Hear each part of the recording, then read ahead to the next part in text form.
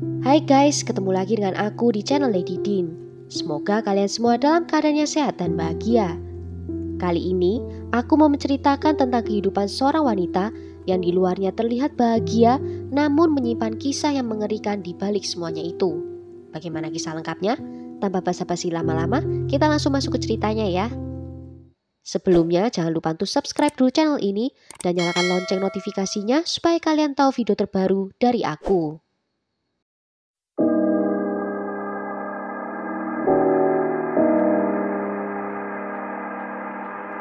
Who do you think it was? I don't know. I'm just praying that not that I wanted to wish on anybody and stuff. I'm just praying it's not Crystal. Okay. Well, I hate to break it to you, but it is Crystal. I think you already knew that, though. It is Crystal. There's a little more that happened in that boat last night than what you're telling me. She has some injuries. Not a couple of bruises on her. Well, I mean, is it possible maybe she could have got something when she jumped in the water? I don't know. Water doesn't do that to you. She looks like she went a couple rounds with Mike Tyson. And you're telling me that nothing physical took place. There was nothing physical that took place on the boat. Crystal Piper adalah seorang ibu tunggal yang tinggal di area pantai Daytona bersama putranya yang bernama Dominic. Dia terlahir dengan nama Crystal Caralea pada tanggal 23 Desember 1986. Crystal sangat menyayangi putranya. Saat putranya itu berusia 6 bulan, dia terluka karena kejatuhan perabot berat sehingga rahang atasnya patah. Crystal mengabadikan hidupnya untuk merawat putranya hingga sembuh. Dan dia juga bekerja untuk mendanai operasi putranya itu. Untuk kesembuhannya, putranya membutuhkan beberapa kali dioperasi. Tetapi Crystal tidak merasa terbebani dengan semuanya itu karena tidak ada yang membuatnya lebih bahagia daripada melihat putranya tumbuh sehat. Kemudian Crystal berhubungan dekat dengan seorang pria bernama Thomas Prince yang sudah berjalan selama setahun. Thomas adalah pria yang mempunyai bisnisnya sendiri dan usianya jauh lebih tua dibandingkan Crystal. Keluarga Crystal menyambutnya dengan baik, berharap hubungan itu akan memberikan stabilitas buat hidupnya Crystal dan putranya. Awalnya hubungan mereka berjalan dengan baik, sampai di suatu hari Crystal menelpon ke ibunya dan meminta mereka untuk menjemputnya karena dia telah disakiti oleh Thomas. Saat orang tua dan adiknya Crystal sampai di rumah itu, mereka melihat Crystal terluka di sisi mukanya. Melihat itu, adiknya Crystal menjadi marah dan memukul balik Thomas dan mengatakan kalau jangan menyakiti kakaknya lagi. Keluarga Crystal berpikir kalau itu akan menjadi insiden buruk terakhir dalam hubungan itu. Namun ternyata tidak. Pada malam di tanggal 11 Agustus 2015, Thomas membawa kapalnya ke sungai Halifax dan mengajak Crystal untuk ikut serta. Kapal itu dibelinya dari mantan suami Crystal. Kapal yang dia tahu memang mengalami kerusakan mekanis. Mereka bersenang-senang selama di atas air dan menghabiskan waktu sambil minum-minum bersama dan berlayar. Dan kemudian makan malam di restoran tepi sungai. Namun pada titik tertentu, suasana menjadi berubah dan mereka mulai berdebat. Salah satu tamu di restoran mengatakan kalau melihat pasangan itu berdebat cukup panas di atas kapal selama 15 menit.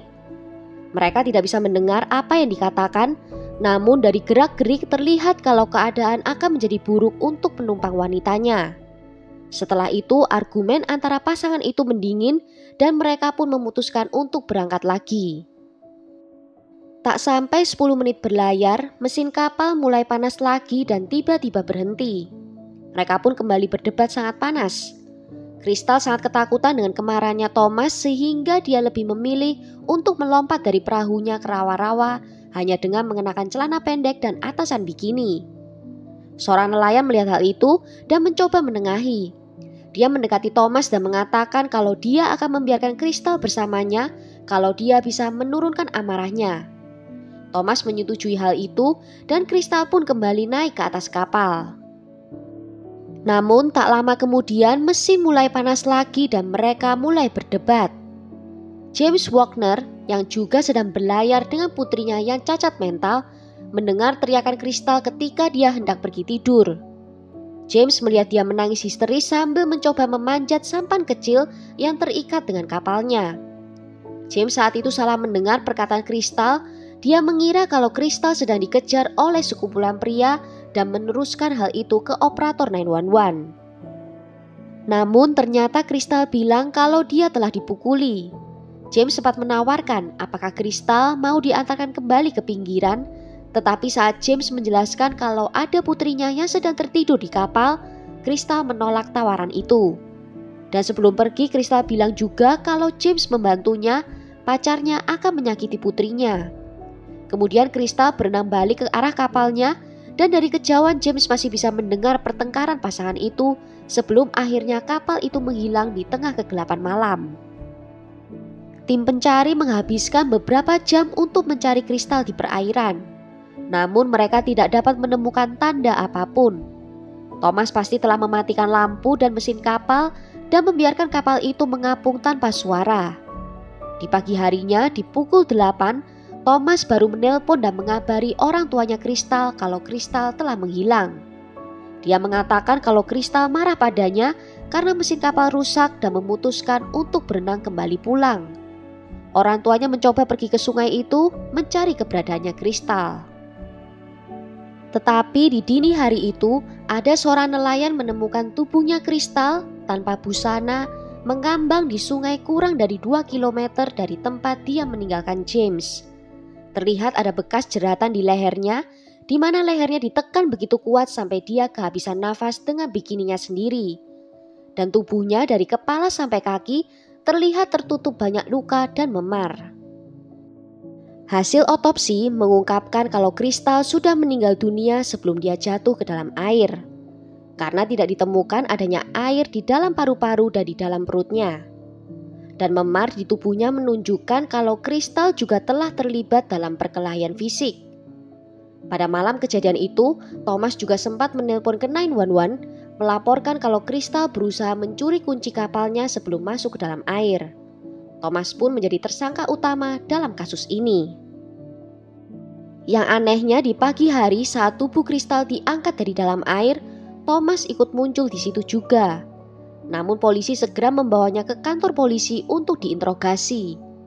Dari jawaban-jawaban Thomas membuat detektif semakin mencurigainya.